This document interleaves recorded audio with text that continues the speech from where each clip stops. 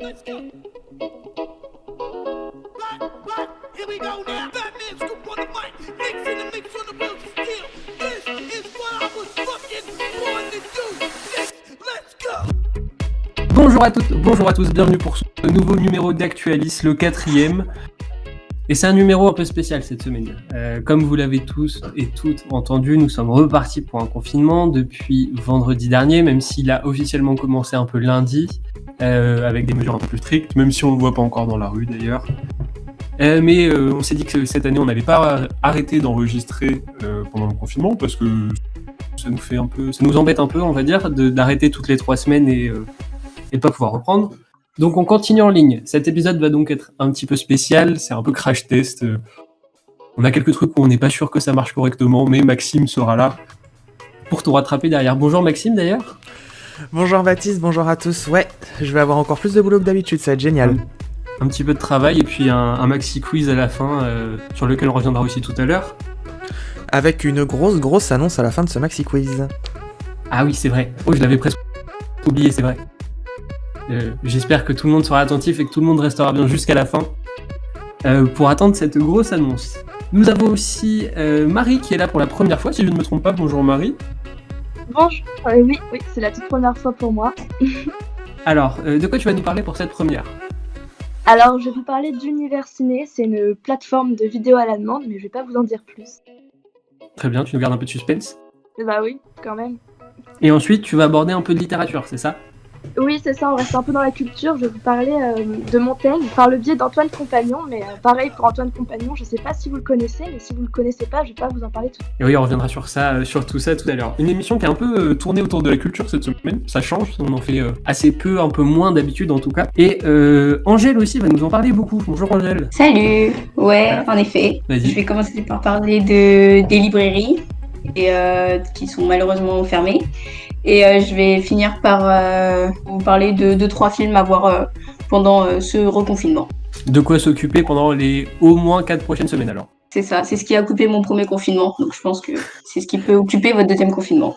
Ouais, ça va falloir qu'on s'occupe. Ça risque de durer un petit peu de temps, sans vouloir être pessimiste, peut-être même plus que les 4 semaines qu'on nous a annoncées.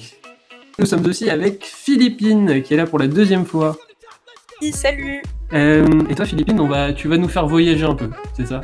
Ah, mais avec moi, on voyage tout le temps. Moi, je vous emmène à la vidéo de Janeiro pour parler de la samba. Et on reviendra sur ça tout à l'heure, et même dans très peu de temps, puisqu'on va tout de suite commencer avec les moments de la rédac.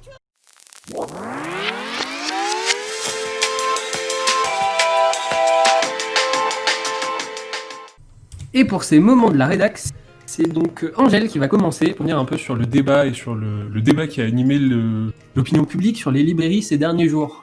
C'est ça, donc comme vous le savez tous, les librairies sont malheureusement considérées par le gouvernement comme un commerce non essentiel. Elles doivent donc fermer. Et malheureusement, elles étaient déjà fermées pendant le premier confinement, ce qui avait fait un gros chiffre d'affaires très bas pour beaucoup d'entre elles. Certaines ont dû même fermer.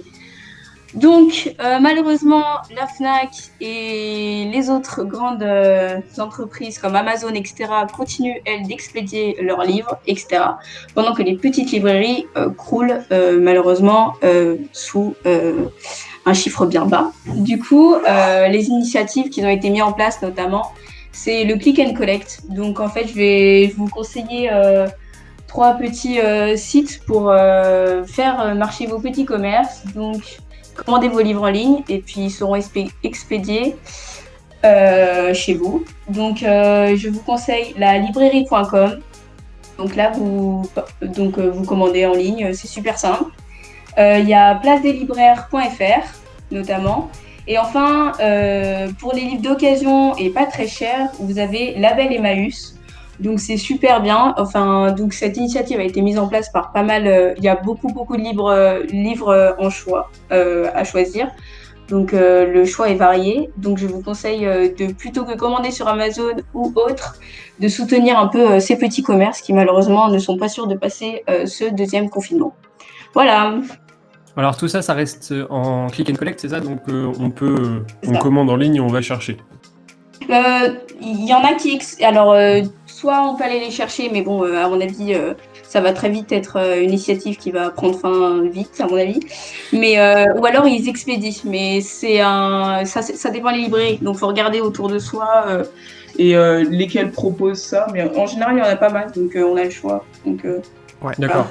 Et juste pour info, les récupérations de commandes sont autorisées dans les déplacements. Il faut cocher la même case que pour les achats de première nécessité. C'est ça, ça rentre dans cette partie-là et évidemment on encourage parce que les librairies ont déjà vécu un premier confinement assez difficile. Il y en a beaucoup qui ont fermé, il y a eu quelques pétitions même pour les librairies qu'on connaît nous sur l'île pour éviter qu'elles soient fermées. On espère qu'elles vont tenir. Eh bien merci Angèle pour ce petit point sur les librairies et sur les commerces qui vont avoir besoin de nous pour survivre pendant ce confinement. On va continuer et je vais continuer et je vais vous parler d'Among Us. Est-ce que tout le monde connaît autour de la table? Oui, quand même. Maxime, oui. Vraiment. De nom. De nom.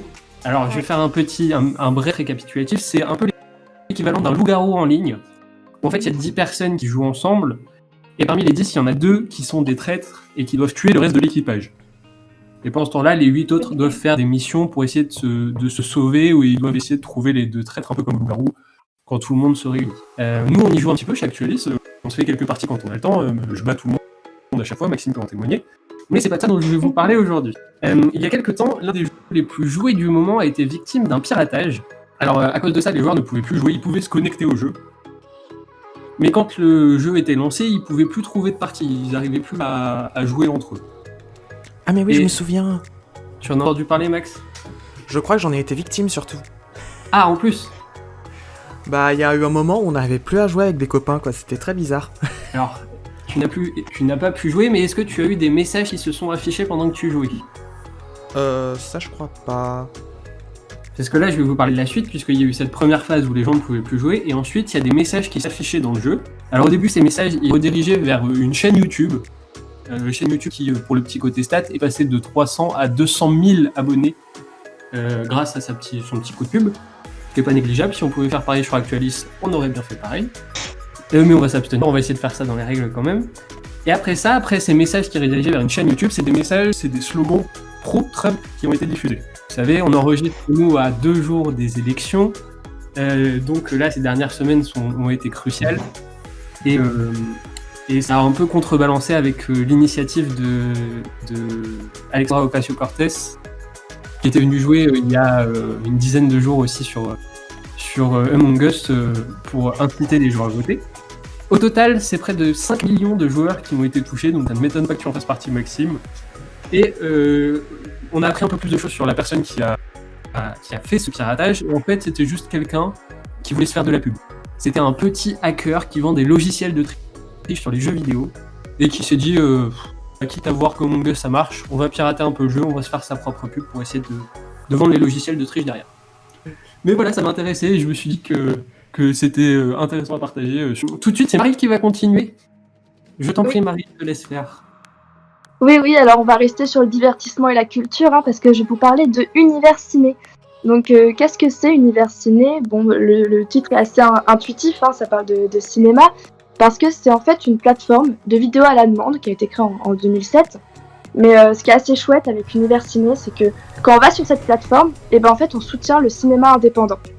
Alors, perso, je trouvais que c'était actuellement assez intéressant d'en parler et de faire un tour sur Univers Ciné, parce que comme les librairies dont parlait Angèle, les cinémas ils ferment, et les cinémas de quartier, les petits cinémas, les cinémas de campagne aussi, ferment pas seulement temporairement, mais aussi définitivement.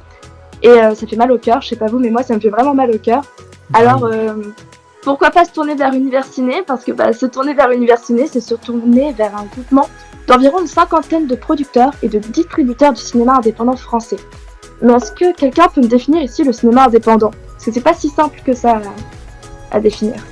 Oula, c'est une bonne question, ouais. Ouais, c'est pas simple, parce que vulgairement, pour faire simple, c'est un cinéma un peu marginal, tu vois. En gros, c'est un système de toute petite production qui a pas de super gros moyens, mais faut pas trop faire d'amalgame parce que ça veut pas dire que c'est pas moins bien, c'est souvent même plus authentique le cinéma indépendant, parce qu'on peut découvrir quelques petites pépites, et ça, Univers Ciné le fait très très bien, parce que quand tu y vas, tu découvres des petits films français, et pas que, avec de belles surprises. D'ailleurs, moi, j'ai eu une belle surprise lors du dernier confinement, parce que j'ai regardé un film sino-franco-japonais, alors c'est assez cosmopolite, qui s'appelait Au-delà des montagnes. C'est un film qui fait voyager un peu à travers les époques. Ça commence en 1999 et ça finit en 2025, donc le futur proche. Et ça propose une sorte de critique de la société de consommation qu'on connaît aujourd'hui. Alors c'est pourquoi jeter un petit coup d'œil à Univers Ciné, c'est se faire une réflexion sur le monde d'aujourd'hui. Et même si les films sont payants, eh bien on soutient le cinéma indépendant et puis nos petits intermittents du spectacle qui sont un petit peu... qui sont les victimes de ces nombreuses crises, qu'elles soient sanitaires, économiques ou sociales. Et puis au moins on découvre un film, on le savoure et on l'oublie pas comme sur les autres plateformes qui poussent à une surconsommation de contenu. Alors Voilà c'est sur Ça quoi s'appelle- qu'on peut retrouver ça? Tu marques Univers Ciné et puis c'est le premier onglet qui va tomber sur Google. Et du coup, est-ce que le site Univers Ciné, c'est libre d'accès et gratuit ou il y a une petite contribution à donner? Alors oui, il y a une petite contribution, c'est ça le jeu, hein, pour soutenir le cinéma, Évidemment. le cinéma indépendant, vu qu'il n'y a pas de pub, etc. C'est en moyenne 5 € le film, il y en a des moins chers, des un peu plus chers, mais au moins on soutient et puis on savoure le film qu'on regarde, quoi.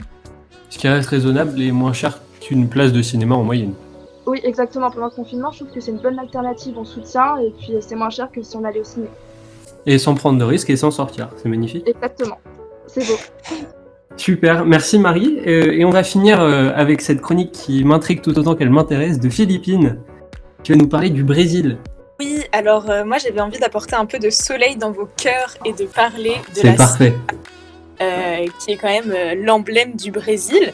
Et plus particulièrement du groupe de musiciens appelé Samba do Trabalhador, la samba du travailleur. Désolée pour mon portugais, pas très on top, mais on s'y fait.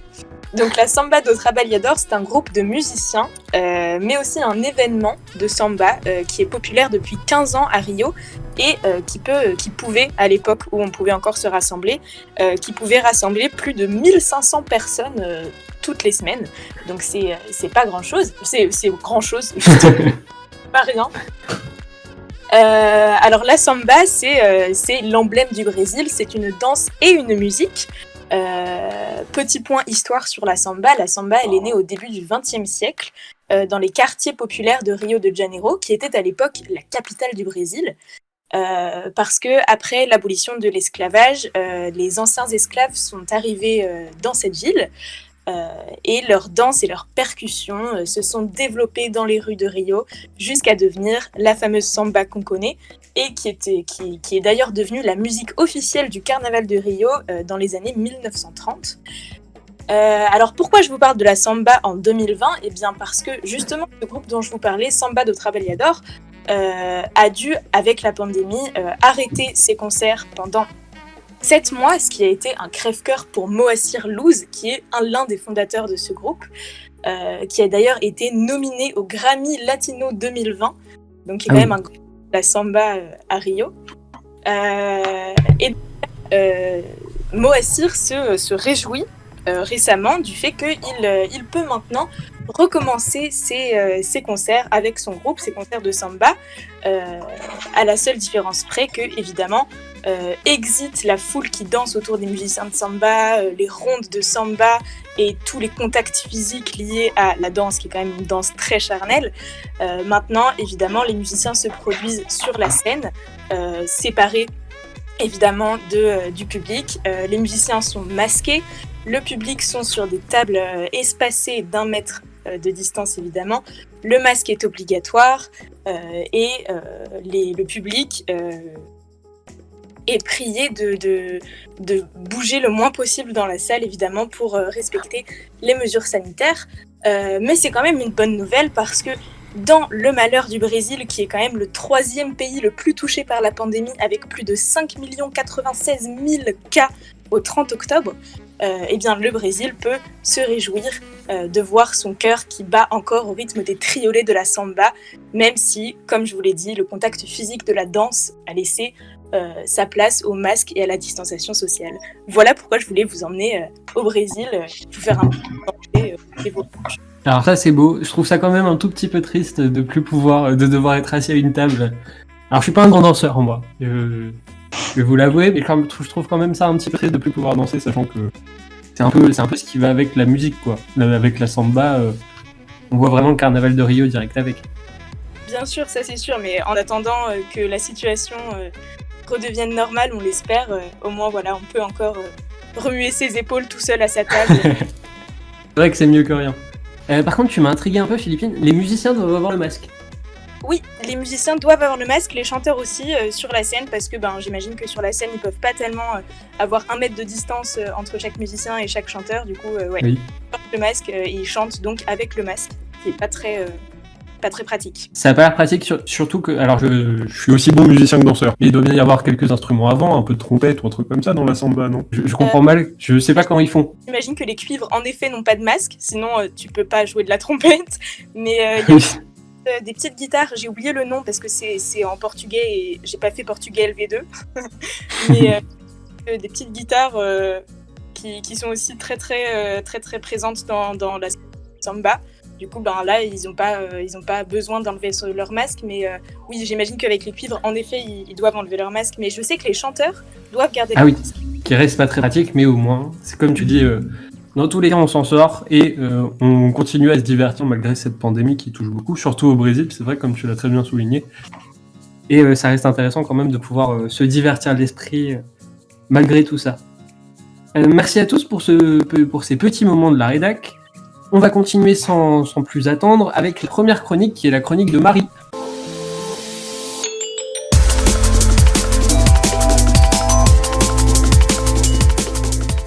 Oui, je vais vous parler de littérature aujourd'hui. Et encore mieux, je vais vous parler de littérature par la littérature et grâce à la littérature, donc beaucoup de littérature. En gros, je vais vous parler de Michel de Montaigne. Je pense que tout le monde connaît à peu près Montaigne ici. En vous parlant d'Antoine Compagnon, mais là, je sais pas si quelqu'un connaît Antoine Compagnon. Dites-le moi. Alors, Non. Alors, Antoine Compagnon, il a fêté ses 70 ans cette année, mais à part ça, c'est un écrivain et un critique littéraire français assez connu dans le milieu, parce qu'il fait partie du Collège de France depuis 2006, donc ça fait assez longtemps qu'il est au poste, et il occupe une chaire assez importante qui s'appelle Littérature française moderne et contemporaine, histoire critique, théorie. C'est assez long, mais bon, ça montre un peu l'importance du gars, quoi. Et sa grande idée, Antoine Compagnon, en tant que critique et un peu penseur aussi, c'est que la littérature, ça nous transforme. Et bon, dit comme ça, je sais pas vous, mais ça parle pas vraiment à tout le monde, c'est joli, mais on se demande un peu, c'est bizarre, en quoi la littérature... La formule est belle, mais c'est pas grand-chose. Ça reste vague, quoi. Et je me suis posé cette question-là, et un jour, je me promenais dans une librairie, dans une raison philosophique, parce que je suis en fac de philo, et je faisais un peu style, j'étais dans mon élément et tout, alors que les livres, le Capital de Marx et le Léviathan de Hobbes, c'est assez impressionnant quand même. Mais bon, je gambadais, et là je vois un tout petit livre jaune poussant, bien pétant, environ 167 pages, 40 chapitres d'environ 3 pages, je me suis dit c'est bon, c'est pour moi, c'est pas trop long, et je l'ai acheté, et c'était écrit en première de couverture, Un été avec Montaigne, Antoine Compagnon. Bon, je l'ai pris avec moi, on était au mois de mars 2020, et 2 jours après on était confinés. Bon, j'étais confinée avec le livre, et là je l'ai lu, et puis je l'ai relu, etc. Et là j'ai compris ce que voulait dire Antoine Compagnon quand il disait la littérature nous transforme. Parce que même si je venais de rencontrer Montaigne par Antoine Compagnon, les deux ont réussi en fait à me transmettre une sorte de transformation par la littérature, parce que dans ce tout petit livre jaune, Antoine Compagnon il nous parle de passages assez cultes des essais de Montaigne d'une façon assez simple, et Montaigne devient accessible à tout le monde, et Montaigne il parle de tout dans ses essais.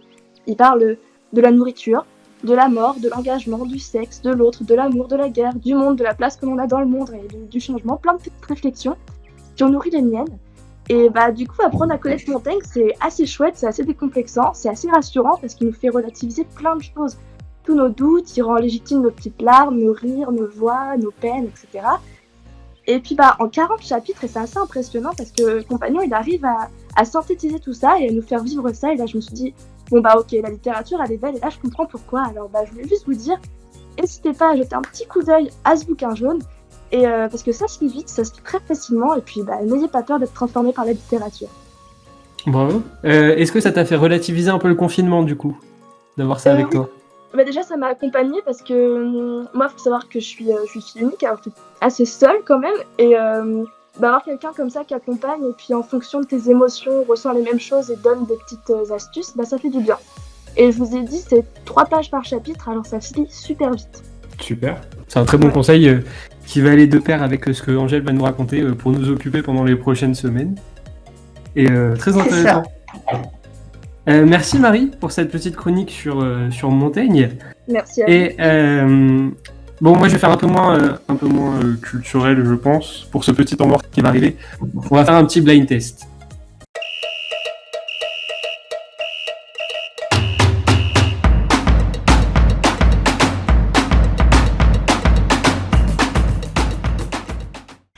Alors, comme je vous le disais, pour ce temps mort, nous allons faire un petit blind test. Et je vais vous donner des instrus de musique, mais sans les paroles. Et vous allez devoir me retrouver la chanson avec l'auteur, évidemment. Si vous n'avez pas les deux, ce ne sera pas compté. Allez, j'ai décidé d'être un peu sévère. Les chansons sont pas si difficiles que ça. Il y en a quelques-unes où vous allez galérer un petit peu, j'espère en tout cas. Sinon, Super. c'est trop facile. Tout le monde est prêt ? Ouais. Vas-y. Tout le monde est mute. C'est parti pour le premier extrait. C'est à moi, c'est à moi, c'est à moi. Oui. Pourquoi ça coupe pas ? C'est bon. Philippines, j'étais obligé de te mute en première. Ed Sheeran, Quelle chanson ? Shape of You, je l'ai dit. J'ai pas vu. Pardon, je ne t'ai pas entendu. Bravo. Bravo. Très bonne réponse. On commence doucement. Prochain extrait. C'est Angèle qui a la réponse en premier. C'est Tom Frager, Lady Melody. Bien joué, bravo. Bravo. Troisième extrait.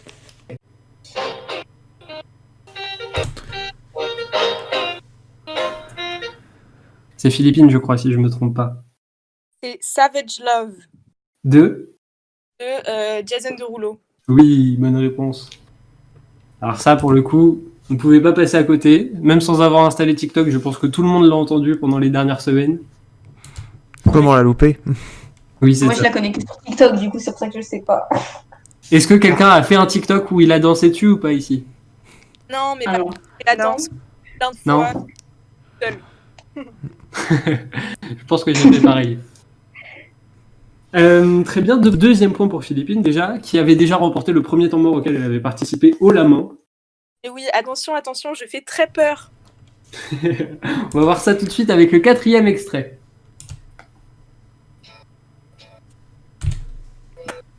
Ouh là, c'était Maxime en premier. Yes, c'est Wonderworld d'Oasis. Bravo. On en a parlé il y a quelques semaines sur Actualise, 2 semaines je crois, 1 ou 2 semaines. Oui, il me semble que c'était une question réseaux sociaux. Exact, c'est un coup. Et c'était pourquoi? Parce qu'une version remasterisée venait de sortir. Ah, ou parce que c'était l'une des vieilles chansons les plus... Plus de stream. Ouais, les plus streamées, c'est ça. C'est ça. Et il fallait qu'on la passe parce que cette chanson est magnifique en plus. Bravo, premier point pour Maxime. Personne ne... Ah si, Marine avait encore 2 points. Et ouais, ça, je suis pas très douée. Hein. C'est pas grave. Il reste toujours un moyen de se rattraper. Et puis il y a le maxi quiz derrière. Oui, mais alors ça, c'est toujours moi qui gagne. 5e extrait.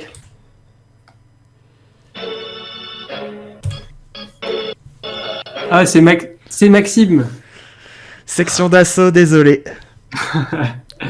On a remonté un peu plus loin avec celle-là. Bon, pas aussi loin Ouais, que Alice, effectivement. mais c'est un peu dans nos souvenirs d'enfance. Je sais pas si c'est ça pour tout le monde, mais alors celle-là, Ouais, moi j'écoutais ça dans le bus pour aller à l'école. elle nous a bercé un peu. Hein. Non, moi, j'ai fait Mozart dès mes 6 ans et demi, du coup, j'ai pas trop connu ça. Pardon, madame. Excusez-nous. Excuse-nous. Hein.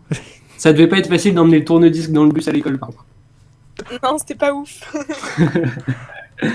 Bravo de point pour Maxime qui égalise avec Philippines. Tout de suite, le 6e extrait.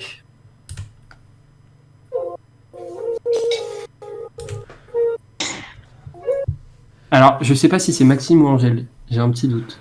Maxime, parce que moi j'ai un doute, donc je pense que je vais dire une fois. Donc, c'est Maxime. Alors, l'artiste est Soprano, c'est sûr. Et après, là, je suis pas sûr entre le titre de l'album et le titre de la chanson. Je crois que c'est Cosmo, celle-là. Oui, c'est Cosmo. Et du coup, l'album, c'est Cosmopolitan. Voilà. C'est ça. Bravo. Maxime qui prend la tête avec trois chansons d'affilée. Philippine qui n'a pas réagi. Je suis imbattable au blind test. Je cherche pas. Les paroles dans ma tête, parce que vraiment, cette chanson, je la connais par cœur. Moi aussi. Tout le monde a dansé dessus comme des fous. Ah oui. Mais ça. c'était un peu le but aussi de vous dérouter sans les paroles. Même si vous êtes assez bon là, je pense que même s'il y avait les paroles des chansons, on les aurait pas encore entendues. Allez, c'est parti, 8e extrait.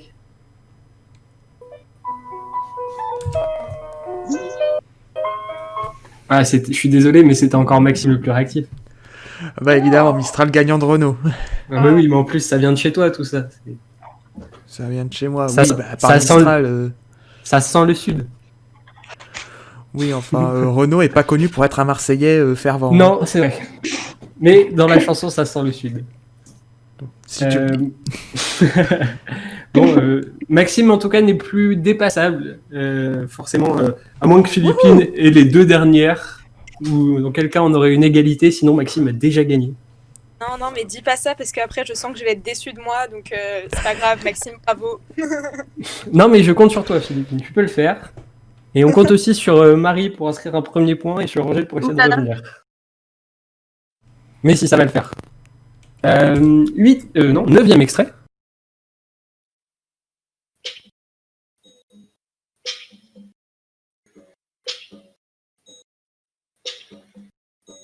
Je m'en doutais que ce serait plus compliqué.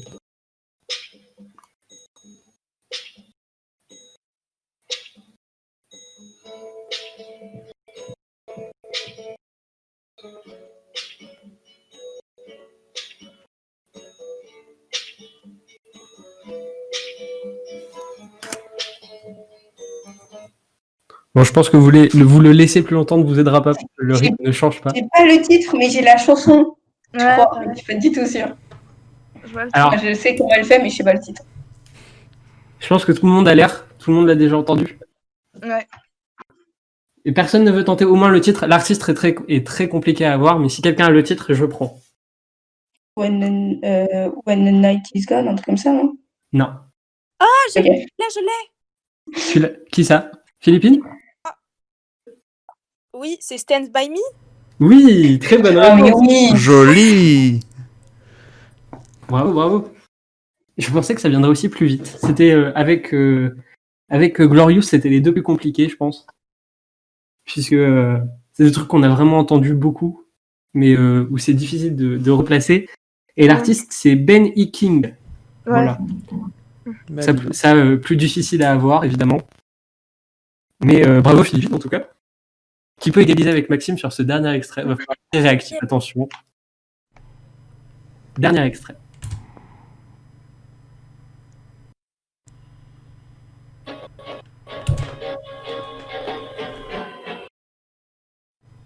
Alors, je sais pas si Marie, tu t'es trompée. Non, mais je me suis trompée. Pardon. T'avais pas la réponse? Non, je pense pas. Alors, je suis désolé, mais je crois que c'est Max encore. Oh, Désolé, c'est Coldplay, c'est Viva la Vida. Ah, oui. J'adore cette chanson, je pouvais pas la louper quoi. Non, mais moi aussi, je l'aime beaucoup. Je l'ai chanté hier à plein poumon. Les voisins doivent déjà te détester. Non, ils ont l'habitude. Bon, bien, que dire. Maxime, on l'empêche de participer au quiz d'habitude, et même quand il fait des temps morts, il gagne quand même. Désolé. Victoire de Maxime avec 5 points sur 9 extraits. Bravo à Maxime pour cette victoire lors du temps mort. Voilà, on l'empêche de jouer, il gagne quand même. Super. On va tout de suite passer à la dernière chronique. C'est la chronique d'Angèle.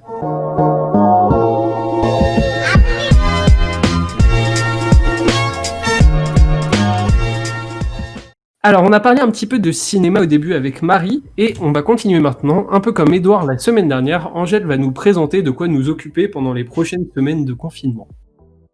c'est ça. Donc, je vais vous conseiller 3 films pour moi à regarder pour un peu se changer les idées et s'évader. Donc, j'ai choisi 3 styles différents, comme ça, il y en a pour tous les goûts.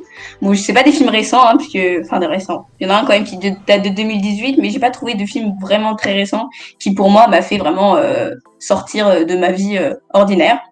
Du coup, pour commencer, je vais vous parler de Interstellar. Donc, à mon avis, vous le connaissez tous, puisque c'est un film de Christopher Nolan qui est sorti en 2014. Et comme son titre l'indique, c'est un film qui nous emmène dans un voyage interstellaire.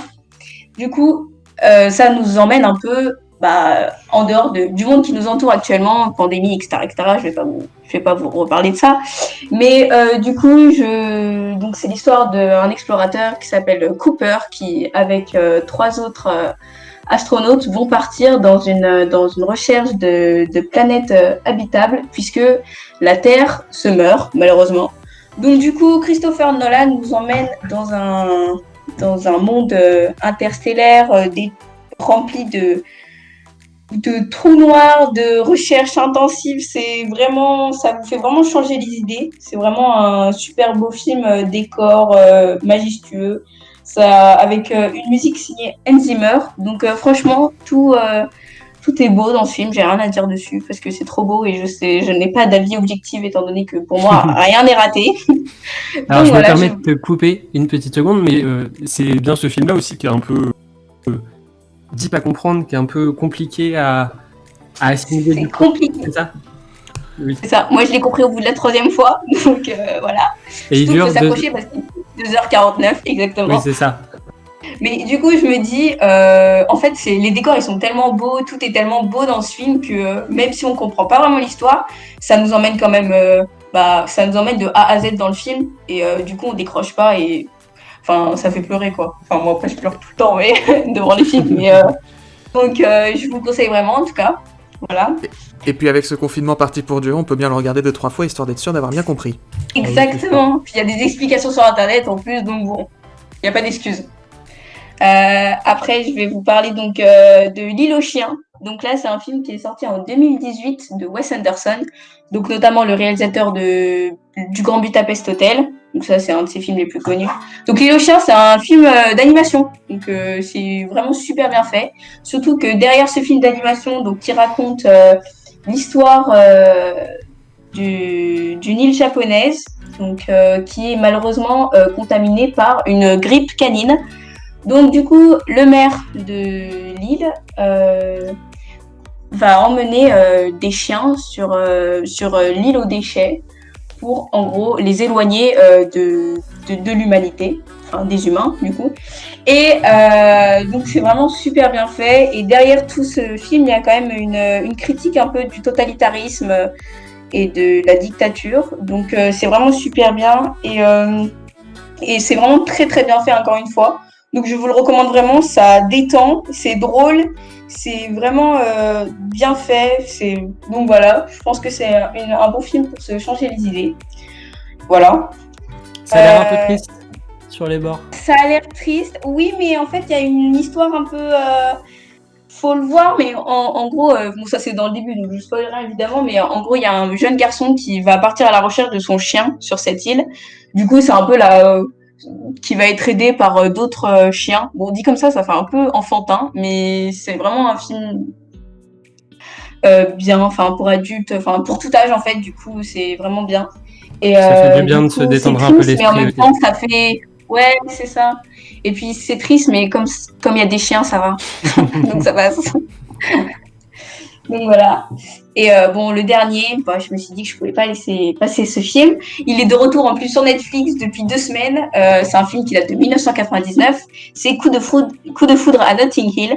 Bon, je pense que vous l'avez tous déjà vu. C'est le film nunuche romantique classique. Mais franchement, moi, je trouve que dans ces périodes, c'est bien de rêver aussi un peu. Donc, c'est l'histoire de Anna Scott, donc, qui est jouée par Julia Roberts, qui est une grande star hollywoodienne, qui par hasard se retrouve dans une librairie qui est tenue par William, donc qui est un jeune homme timide, un peu tout innocent. Et donc c'est la rencontre de 2 mondes différents et d'une histoire d'amour naissante. Bon, je ne spoil rien parce que c'est dès le début, mais du coup, voilà, c'est bien aussi de rêver un petit peu dans ces moments-là. Donc voilà. C'est un peu aussi la période, on approche de Noël tout doucement. Enfin, on approche de Noël. On sort d'Halloween, mais tout le monde commence déjà à préparer Noël.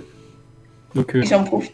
C'est exactement ça. Et en plus, là, on est au mois de novembre, donc les films Noël, Cucu la praline se sont mis en place, sont de retour sur M6, TF1 et tout le tralala, quoi. Oui, c'est ça, même donc, Netflix. Rien de mieux que d'occuper le confinement avec ça, quoi. Parfait. Merci beaucoup, du coup, Angèle. Et on va finir cette émission avec le Maxi Quiz.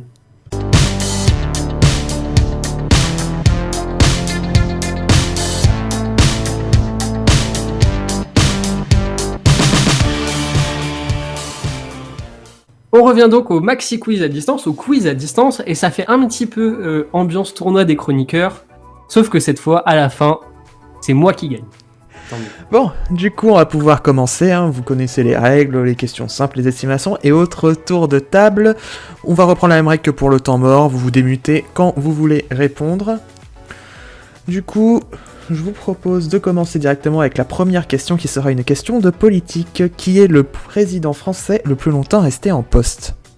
Bat. Bon, je propose un truc, du coup, je vais dire Mitterrand. Eh bien, c'est une très bonne réponse, François Mitterrand, qui est resté combien de temps en poste pour le petit point bonus? Sinon, je le remets en jeu celui-là.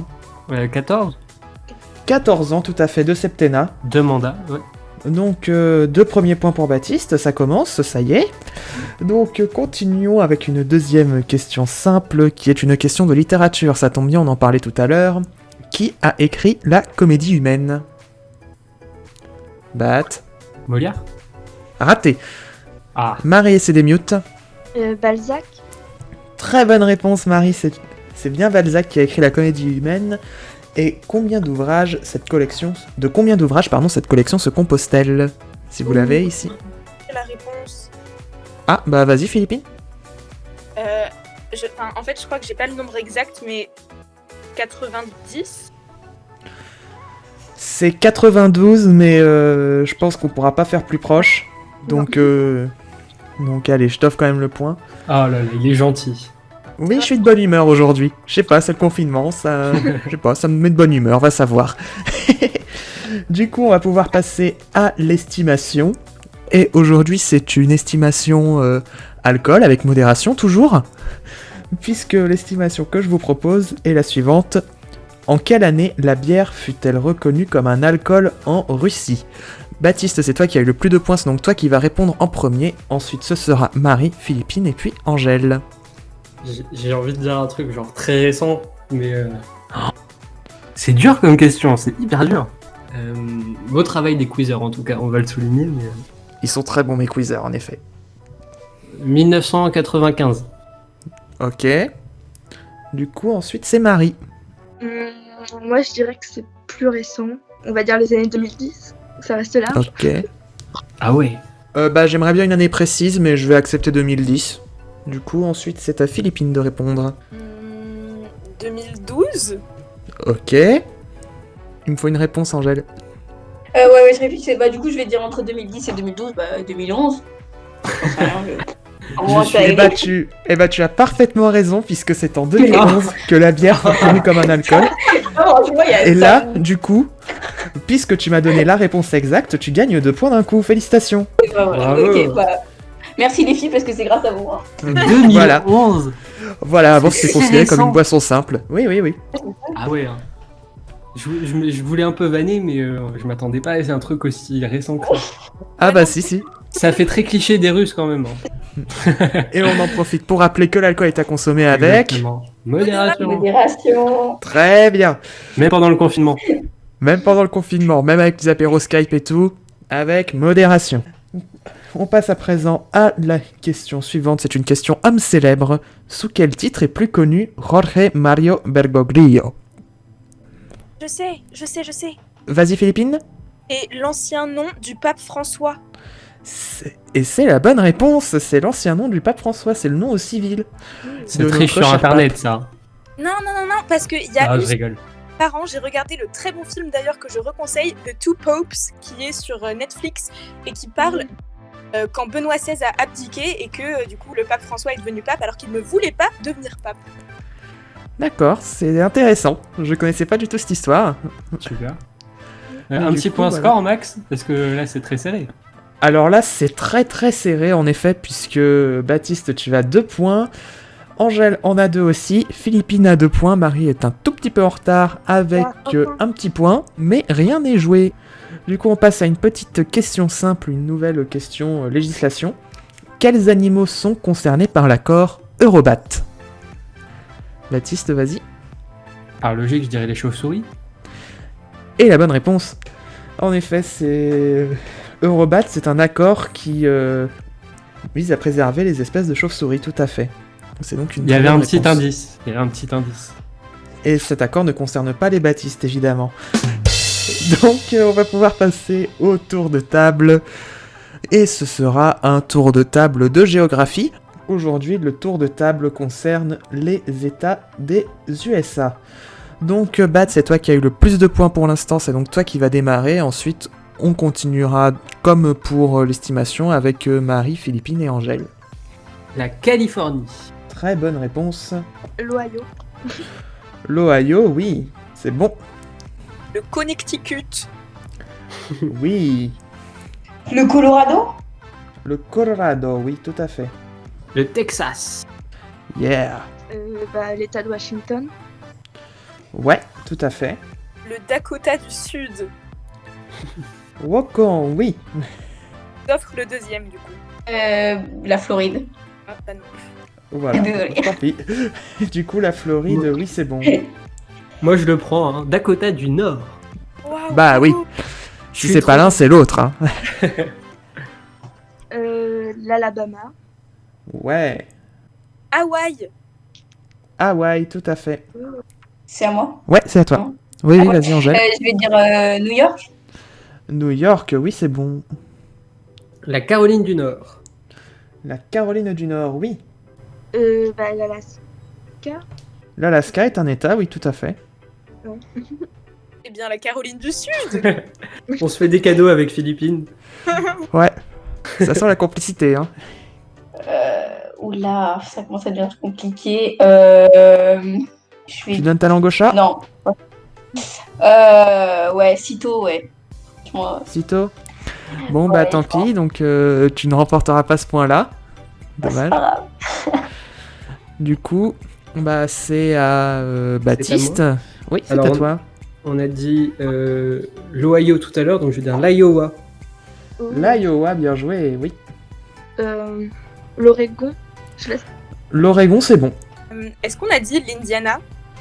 L'Indiana, on l'a pas dit et c'est bon. Le Nebraska. Joli, oui. Est-ce qu'on a dit le Nouveau-Mexique? On l'a pas dit et il est bon. Le Massachusetts. Joli. Oui. Le Maine. Le Maine, dans lequel ne coule pas la Loire. On a parlé de la Louisiane ou pas? La Louisiane, on n'en a pas parlé et c'est bon. Le Mississippi. Oui, joli. La Pennsylvanie. Yes. Utah. Le Utah, oui. Le Tennessee. Le Tennessee, on a tous quelque chose en nous de Tennessee, tout à fait. Le Michigan. Le Michigan, on l'a pas dit, c'est bon. Wyoming. Le Wyoming, Bien joué. on l'a pas dit, il est bon.